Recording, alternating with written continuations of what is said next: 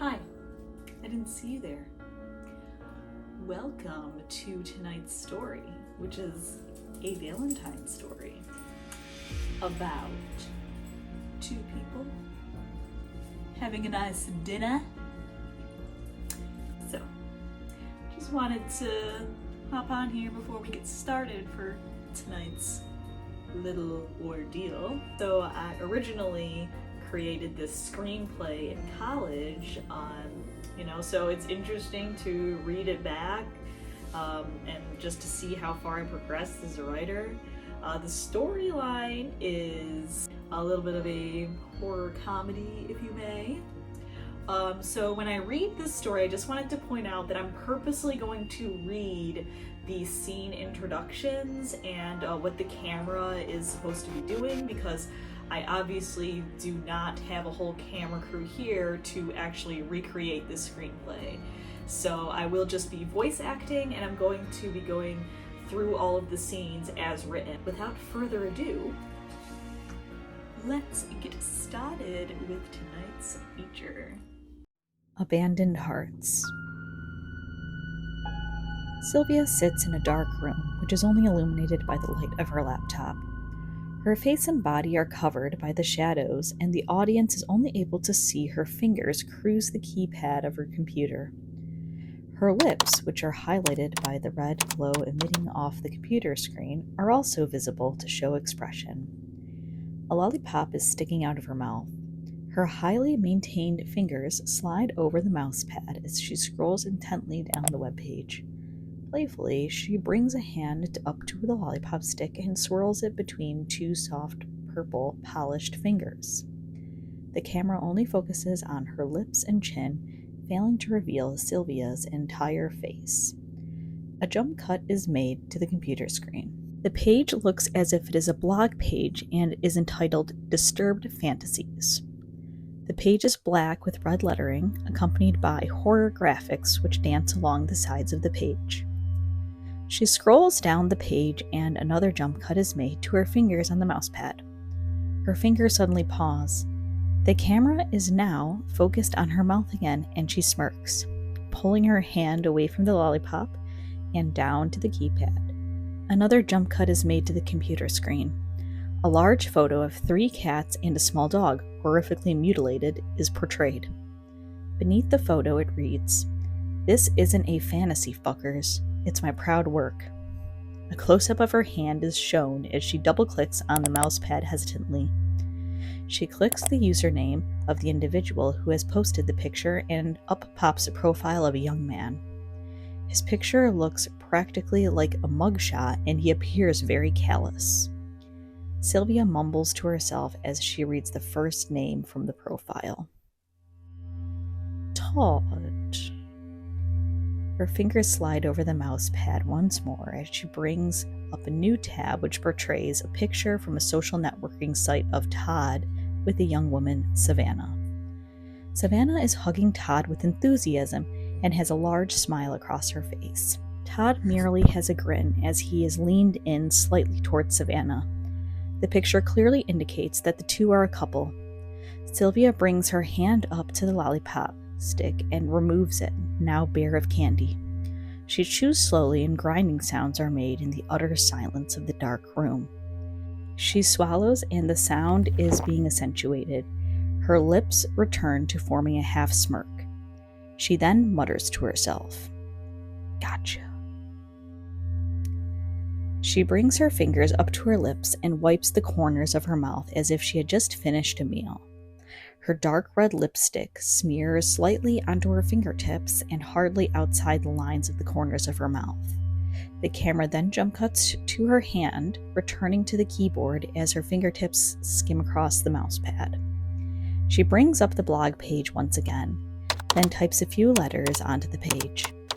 The letters read, "I know of some work you can really be proud of." Wink. Her finger then does one last click on the mousepad, which submits the message. A red smear is made on the mousepad where her finger leaves. The scene cuts to black. Scene 2. Todd and Savannah walk out of a small, low-key movie theater and down onto a quiet, abandoned street. The two of them stop under a dimly lit streetlight. Savannah is still holding the popcorn from the movie theater and clenches it nervously. It is evident that there is tension between the two of them. Savannah stares at Todd weaselly, waiting for him to speak. I know you're disappointed. I just think it's time to end things between us, that's all. I simply feel nothing. How can you say that? This whole time it seemed like nothing bothered you, that you were happy. This just seems out of the blue. Please, just tell me what's wrong. I don't understand. We're in love, and we always have been from the start. I just don't feel anything between us. That's it.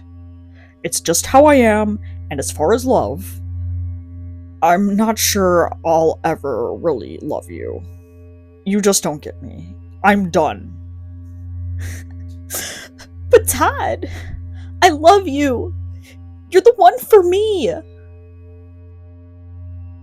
Todd lowers his eyes to his hands, which are covered in scrapes and scars. In his hands, he holds a switchblade that he has been fidgeting with for the entire conversation. Silence fills the air as Savannah's broken heart is suddenly shut off. For a few moments, the only sound is that of the clicking of the switchblade. I'm going... Savannah stares at him unbelievably for a few moments. Her tears stop and she holds her sobs in for a few more minutes. Suddenly, she drops the popcorn container onto the street and turns abruptly, walking away from Todd in a fast-paced, sulking walk. Popcorn pieces spill out of the container and sweep over Todd's combat boots. Todd stares into the distance for a while, twirling his knife playfully with his fingers in the palm of his hand. He wanders over to the side of the dirty brick building, his boots crunching the popcorn loudly as he walks. He digs the knife into the wall as if he were carving something. Then he closes the knife up and shoves it into his pocket, exchanging it with his cell phone. Whipping open a cheap beaten phone, he grins confidently to himself as he dials a number. Todd? Hey babe, I've got great news. Couldn't wait to tell you. Oh? I broke up with Savannah. I can't take it anymore. I know what I want. I want you. Not wasting my time anymore. What? You broke up with her for me? There had to be another reason. I don't care about her, Sylvia. I really don't. I'm not sure I ever loved her, or anyone. Todd stops kicking the wall, faces the camera, and a close-up shot is of his face. His expression is serious, and he speaks with the poise. But you. I've been thinking about you every day since we started chatting, and you're the only one who gets me. I think I love you. I mean, I know I love you. We need to be together, Sylvia. Todd poses and clenches his phone harder, his fingers tapping intently on the sides of the phone. Valentine's Day dinner. I'm gonna make it the best dinner you've ever had. It'll be dinner to remember, the start of a new chapter in our lives. I'm gonna make it perfect for you, hon. Sylvia, you're the only one I ever felt something for. You have to accept. Todd starts to grind popcorn pieces with his foot, twisting it back and forth hard onto the ground, as he waits for Sylvia to respond. Alright, I'll join you, hon. It'll be a new beginning and ending for both of us. Shit, babe, you're amazing. I love you. By the time Valentine's Day is over, we'll be freaking inseparable. Mm-hmm. So, 8 o'clock? Sounds perfect, babe. Whatever works for you. I'm seriously in love with you. See you then, sweets. Todd closes up his phone and shoves it back into his pocket. He smiles to himself proudly and takes out a switchblade once again, fiddling with it. He walks out of the scene smugly, scraping the side of the knife against the brick wall as he makes his way down the dark alley. Scene 3. Todd is sitting upright on a cheap-looking spring bed. The bed's thin sheet and flaunty olive green wool comforter are wrinkled and unmade, and are pushed crookedly towards one side of the bed. Todd rotates his cell phone anxiously within the palms of his hands. An early orange morning light floods the room through a small cell-like window, dirtied from the outside. Obscure long shadows are casted among the various objects within the room, and Todd's figure is nearly a silhouette against the light. The room is unkept, small and cluttered with clothes as well as other belongings, and beaten-up furniture. The wooden floor is scuffed, and the once white and blue striped wallpaper is now yellowed and peeling. Todd leans forward intently, and the bed creaks loudly. He dials Sylvia's number, the phone line being the only sound ringing, and he waits for her to answer. "This is early. Looking forward to tomorrow night?" Morning, sexy. More than you know. So, how can I make this dinner the best for you? What's really gonna blow you away? Something new we can experience together. I've been thinking really hard about this, Todd, and I know you'll approve. And what's that, doll? You know how you've been talking about your fantasies over killing someone for real? I know you were serious about that. It's no joke. Couldn't be more honest. I believe you. I've listened to the way that you felt toward other people in this world. Just one day in your life, you would love to have the power to control the fate of someone. And I know it's desperately getting harder to control that urge. A half-grin spreads across Todd's face smugly. He shakes his head as he speaks. I gotta be honest. Nobody's ever brought that up, and now I can finally say I found someone who gets me. His grin widens. I fucking do. I really fucking want to do that. So, what are we waiting for? Why can't we kill someone tomorrow? Valentine's Day dinner? And we'll amplify the experience even further by cannibalism. Todd straightens his posture actively. Excited and stunned, he stammers. You wouldn't kill someone with me, would you? Are we really going through with this? Oh fuck. I love ya. Just the power, the rush. I'm already feeling it. And it's irresistible. Sylvia, you're absolutely amazing. Savannah. We'll dine on Savannah. Todd's confused and still excitable. He cocks his head. Savannah? Why Savannah? I know I dumped her, but it's not like she's that bad of a girl. Do you really think it matters who we kill? Who cares about anything but that sweet satisfaction you get when you see someone begging for their fucking life? And at your power, too. You've been complaining day after day about how you were just strung along by her like a goddamn puppet. Not feeling a fucking thing in the world for that stupid bitch. She tried to carve emotions into you like you were a project for her. All she wanted to do was satisfy herself. She never listened. Nobody ever does. Don't you want to finally have complete control over her? Now's the time. Just think about that fulfillment. And then after you eat her, she will become a part of you. And you'll have eternal control over her. Todd pauses thoughtfully for a moment, and then speaks in a trance-like state. You're absolutely right. I'd be the one with all the power and control. And then I'd never have to face that past again. I'd only focus on you, babe. That's right. You'd literally erase her from the world. You'd abandon her. You have no idea how powerful abandonment is. Todd is full of energy now. He stands up and bursts from the bed, facing to look outside the window. Let's do this. Let's really do this. This truly is our night. I'm getting all worked up just talking about this. Listen, you just pretty yourself up and get ready for tomorrow evening. I'll take care of everything. I'll call you back soon, babe. Love you more than you know. You're a sweetheart. See you tomorrow, hon. Todd immediately and impatiently dials Savannah. He picks up the keys from a scuffed-up dresser and begins to fiddle with them as he waits anxiously for her to pick up. Todd? What do you want? Hey. How are you doing? I just wanted to call to apologize. Okay. Listen, I've been thinking this thing between us over all night. Truthfully, I haven't slept a wink. Savannah, it turns out you were right, and I was wrong.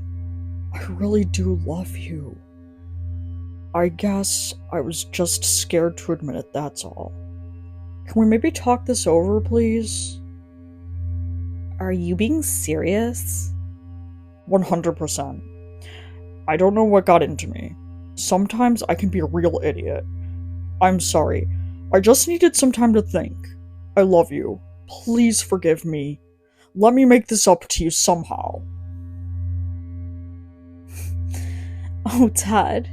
I knew you'd come around. I love you so much. Todd scowls to himself as he continues on in an impressive, innocent voice. Let's just start over. I'll do anything, how about we talk it over tonight, and you sleep over at my place? Then we can wake up together on Valentine's Day with a fresh start. I'll make you the best breakfast you've ever tasted, and I'd make the most romantic day for us. We could go ice skating, or just cuddle and watch a movie. Whatever you want. I really want to make this up to you. You're my girl, Savannah. That sounds just perfect. Just being with you is all I want. I love you so much. Honestly, I thought you were gonna break my heart for good last night. When you said all these things, I was devastated. But now, oh Todd, now I'm just relieved. I know. I can't tell you how sorry I am. Really. Please, let's start over. Like we never met. Sounds perfect. I'll meet you at your place at 9. Is that okay? 9 it is. Can't wait to see you. I love you. Love you too, honey. Mwah. Todd closes his phone and shoves it into his pocket slowly. He wanders over to a scratchy mirror hung above a disorganized dresser.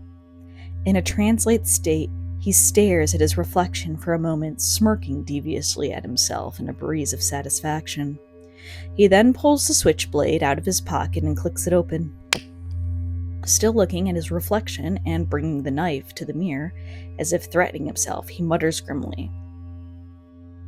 Like we never met, bitch. Like we never met. Scene 4.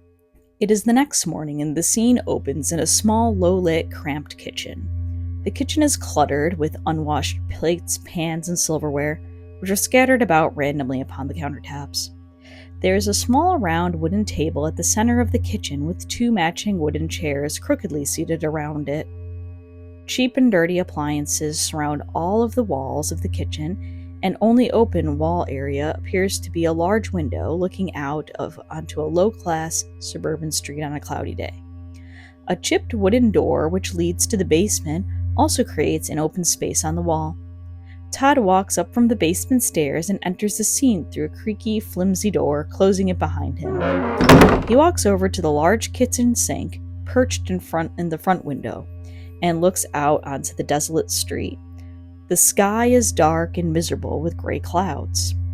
He begins washing his hands leisurely and wipes the remaining water off his hands and onto the worn jeans.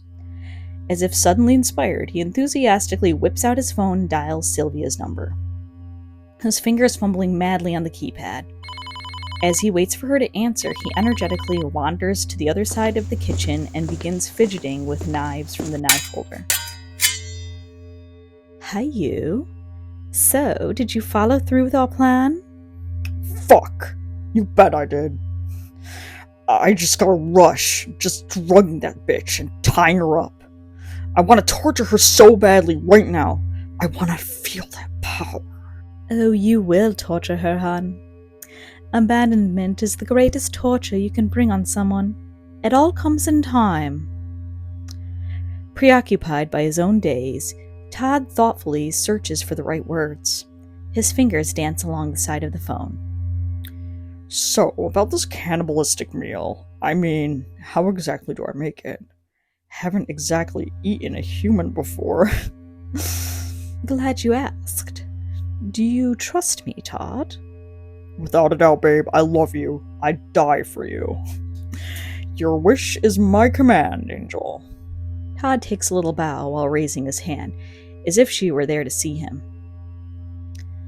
Surrounded by darkness, only Sylvia's red dark lips are shown close to the phone speaker. She gives a half smug and slurs slowly. Interesting, sweetheart. All right, so listen up closely. There's a very special way I want to do this thing. We need to eat the stomach. I've done my research, and it's the richest organ to ingest. Really? The stomach? Well, that's interesting. I know, right? The stomach, yes. In order to get it into the best tasting condition, you need to feed the victim foods that are rich in fiber and protein. It gets the juices pumping to maximum flow. That's what makes the stomach taste so delicious and divine, also very nutritious. Okay, so then what foods have that stuff? What do you want me to feed her? Mainly veggies and meat. Yeah, give her a mini feast of vegetables and a large slab of meat a couple of hours before cutting out the stomach. It's up to you, but you might want to make her stay conscious for that little procedure. I know you'd like that. Hell yeah! I'm gonna make her stay unconscious. Todd grits his teeth and sneers sadistically to himself. He digs the large kitchen knife into the counter. I'm gonna see the light leave her eyes. All right, love bug. I'll see you tonight. It'll be our epiphany. Ciao. Can't wait, love. He closes his phone excitedly and slams the knife blade into the counter. The knife fails to stay embedded and flops over immediately, clattering loudly. Todd does a little victory dance and makes his way to the fridge, opening it up abruptly. The scene suddenly cuts to black. Scene 5. The setting opens to a dark, moist, cramped cellar. The walls are a cold stone gray brick, and the cracks are filled with a deep tint of green mold. The stone floor, scuffed and uneven, has a shiny glisten from the small prison-like window at the bottom of the stairwell. Dust particles can be seen clearly in the dark glow from the outside. Savannah is tied to a damp water pipe in the middle of the room and appears to be unconscious, her head hanging low. A low-lit lamp hovers above a small window workbench, which is cluttered with rusty tools. The lamp casts a shadow glow onto Savannah's front side. Her backside is hardly contrasted with a dark shadow. Hard footsteps slap creakily from the stairs as Todd walks into the scene. He is carrying a bucket of water and walks over to Savannah. He throws the water on her violently, splashing her awake. She jumps into consciousness and instantly has an expression of horror and shock. Looking around the room, she whips her head from side to side. Todd! What's going on here? She rattles her arms aggressively. Why am I tied up? Why are my ears ringing? What is happening? Todd is at the workbench fiddling with a rusty saw. He turns to her slowly, bringing the saw blade to his lips. Shh. Calm down. Attempting to diffuse her panic, she inquires in a still, shaken voice. Todd, what's wrong? Get me out of this. Shut your mouth, you stupid bitch. Savannah immediately silences and is temporarily frozen in fear. After a long pause, Todd speaks slowly in a low voice. He speaks to her with a disgusted look on his face. You're not gonna ruin my moment this time. He gives her a half grimace and is slightly shaking as he tries to hold his stance and control. I don't understand. What's wrong with you? All I did was love you. Shut your mouth! Don't you get it? I don't care if you love me. I don't care about what you feel. I only care about me and what I feel. Todd flails his hands and points it to himself hysterically. Catching his breath, he resumes in a low, cracked voice. And I am completely living up to that. I'm gonna get what I want. I'm gonna have the power I want, and I'm gonna have the girl I want. And I'm going to live my life however the fuck I want. Savannah stares at Todd blankly. She speaks quietly, forcing herself to remain calm. Todd, let's just think about this through. Think about what you're doing. It's not too late to just stop what you're doing now. I can help you. I love you, Todd. Please understand that. Boastfully, Todd straightens his posture.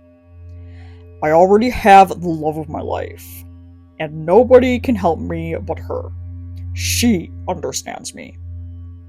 Todd, I don't get it. Yes, that's right, Savannah, you never got me. That was the thing about you.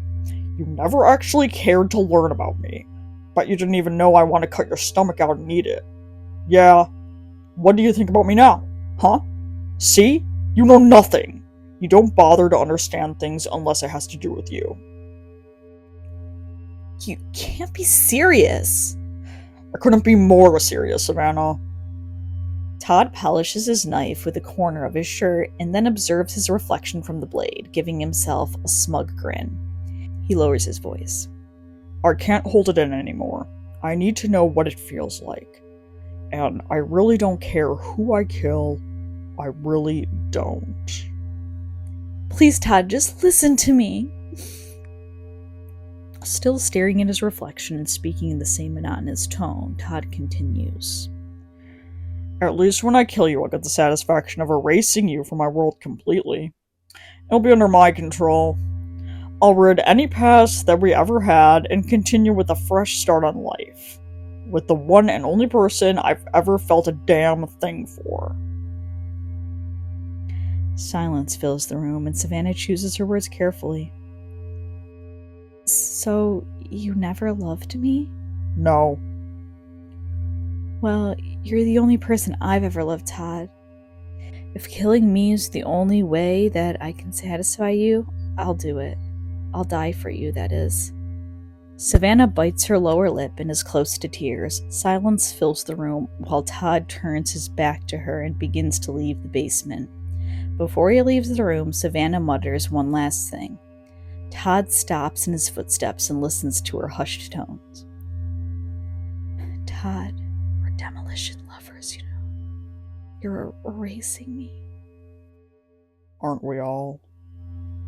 Todd continues up the stairs and the scene fades to black. Scene 6.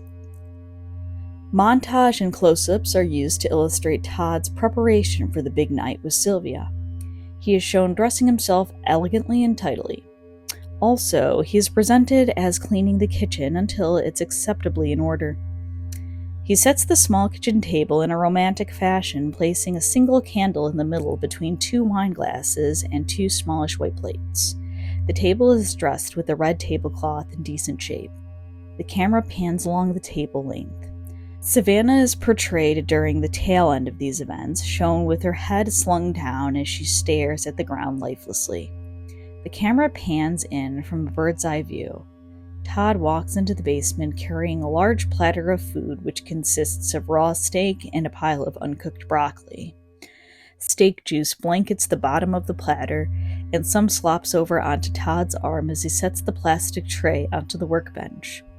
He shoves a few tools over towards the back of the bench, and a couple tumble off, smacking onto the ground with a loud ding. He effortlessly slides the workbench over close next to Savannah and picks up the slab of steak. Clenching it tightly, bloody juice begins dripping onto the floor and pattering on the ground lightly. For a moment, this is the only sound in the room. Open wide, sweetheart. It's the last thing you're gonna eat in this world. Only for you, Todd. The scene fades to black as Todd's hand, which is holding the steak, is seen brought up to Savannah's mouth. Scene 7. The shot is aimed down the hallway area directly at the front door. The hallway is small and narrow, and the front door is simple painted white color. The paint is slightly chipped in some areas and has a few dirt smudges, but is not in horrible shape. Suddenly, the doorbell rings and dead, unsettling silence follows as the camera slowly pans closer into the door. Todd's footsteps eventually are heard from the kitchen, and a jump cut is made to following Todd's polished shoes as he marches at a quick and eager pace to answer the door. He swings the door open, and a jump cut is made so that viewers can only see the back of Sylvia's dark, wavy hair. Todd gives a conceited smile. I gotta say, you're more hypnotizing in person. He pauses, speechless for a moment, then shakes himself out of a daze. Shit, let me take your coat, come in. I swear, this is the craziest day of my life. I can't believe it's real. Sylvia is revealed and walks into Todd's house and observes the hall. She takes off her coat and hands it to Todd. Todd continues to ramble on. Meeting my soulmate in person for the first time, getting the rush out of torturing someone, and killing them. Now we're gonna dine on my victim. Todd leads her into the kitchen area. The lights are dimmed and Savannah's bloody stomach is illuminated by a single candle. A soft glow emits the entire room. A few other dishes full of measly portions of mashed potatoes and peas accompany the unsettling stomach main entree. Todd pulls out a chair for Sylvia, and she sits down in a ladylike fashion. Todd speaks proudly. So, is it all you've imagined, babe? Yes, in fact. I always knew you had it in you, Todd. Everyone has it in them. Humans will never fail to amuse me.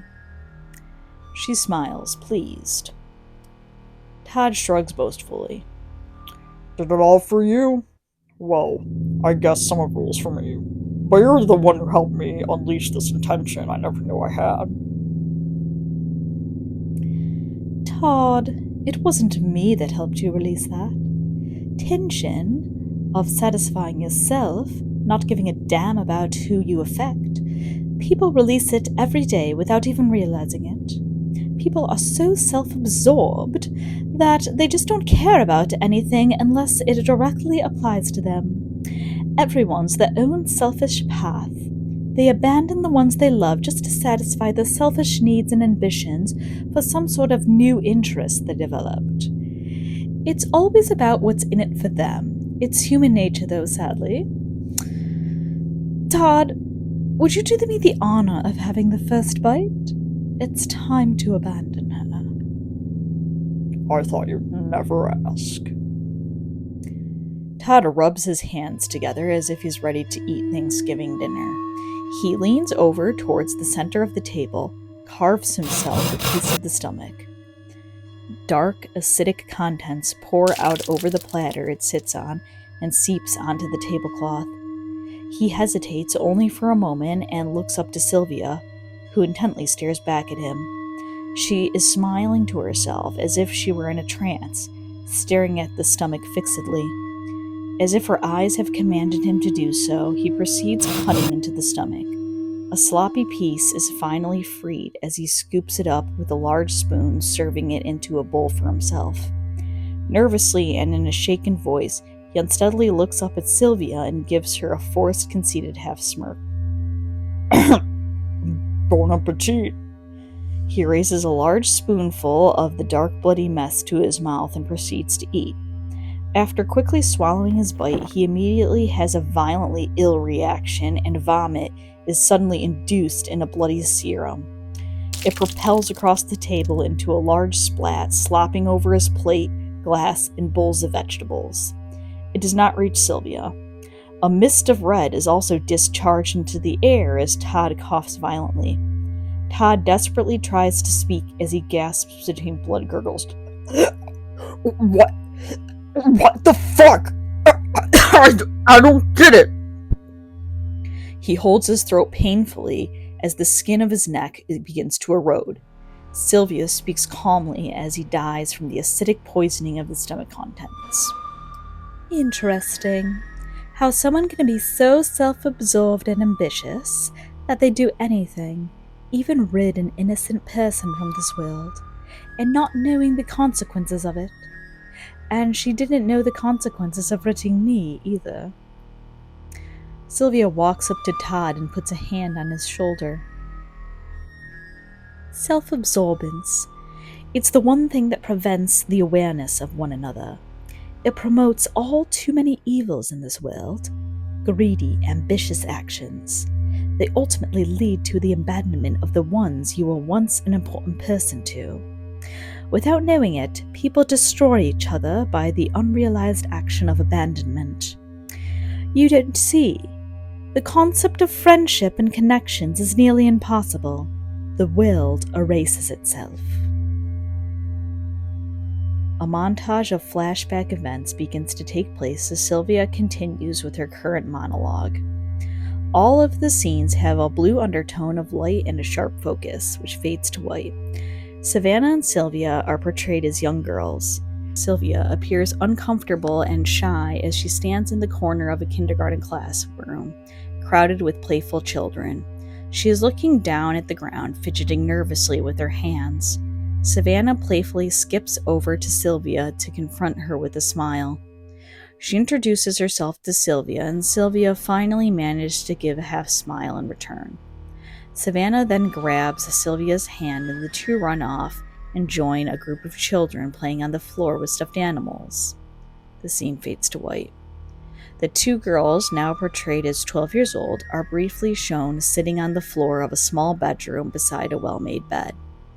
The room is slightly cluttered with clothes, stuffed animals, and books. The two are sitting cross-legged across from each other and are surrounded by numerous nail polish bottles. Savannah is laughing and giving Sylvia pointers on how to paint her nails. Sylvia is portrayed smiling back shyly, yet with underlying discomfort. However, she appears to be thankful for the acceptance of a friend. The scene fades to white. Sylvia is shown, about 14 years old, standing in the middle of a tidy, medium-sized kitchen. She dials Savannah's number from a home phone. Savannah picks up on the other end, and Sylvia asks if she wants to hang out. Savannah declines her invite, and the scene is cut showing Savannah hanging up the phone. A group of chatty girls crowd Savannah with the kitchen of her home. They motion for Savannah to follow them out the front door, expressing enthusiasm as they leave. Savannah seems unsympathetic to rejecting Sylvia and continues to follow her group of friends excitedly out the door, practically half skipping. The scene cuts back to Sylvia as she hangs up the phone slowly. She apathetically sits backwards into a hard wooden chair which is seated at a polished wooden four-seated kitchen table. The chairs are empty and pushed in neatly. The table is clear of any objects, and the camera pans out from Sylvia. Her head is rested in her hands, and her eyes are lowered as she sits unenthusiastically, picking at the wood of the table. Scene fades to white. Sylvia is now portrayed as a 16-year-old. She walks down a crowded area of the school corridor as mobs of students are coming from the other direction. The camera follows Sylvia as she clenches her books to her chest and makes her way around the students, as if she were dodging bullets. The students appear to act as if she is non-existent and carries on with their conversations in the general rush of life. Sylvia appears to be the only one walking in the opposite direction from the rest of the students. Suddenly, Savannah walks into Sylvia hard, and the both of them drop their books into a slightly dirtied white floor. Savannah is preoccupied with talking to one of her friends and continues to chatter on as she bends down to collect her books. Sylvia smiles and gives a half wave to Savannah as the two meet on the floor. Savannah fails to even make eye contact with Sylvia and mutters a generic "sorry" within the middle of her conversation. She continues immediately to resume her chat with her friends. After Savannah quickly manages to gather her belongings, she stands up abruptly, walks off, and chats energetically. Sylvia remains on the floor, still gathering up the last of her books at a more slower pace than Savannah had, and looks back at Savannah as she walks away briskly, blending into the chaotic crowd. Sylvia has a classic expression of abandonment on her face and is full of disappointment and hurt. The scene fades to white. Sylvia walks through a crowded high school cafeteria. The cafeteria is loud and the students are chattering excitedly to one another. Sylvia walks by Savannah, who is sitting at a congested, round lunch table laughing, as she holds playfully onto Todd's arm. Todd is seated next to Savannah and has a blank, unenthusiastic expression on his face. He is looking down at his lunch tray, poking it with a fork. Sylvia walks away from the camera and the scene cuts to her face in a near close-up. Her expression is dispirited. The scene cuts back to the dining room scene where Sylvia is currently crouched next to Todd as he dies. She continues with her monologue. And the most depressing thing of all, or should I say the most interesting thing of all, is that people don't even realize how conceited they really are until they themselves hit rock bottom. Goodbye, Todd. It was nice to meet you. Todd dies and Sylvia walks out of the scene.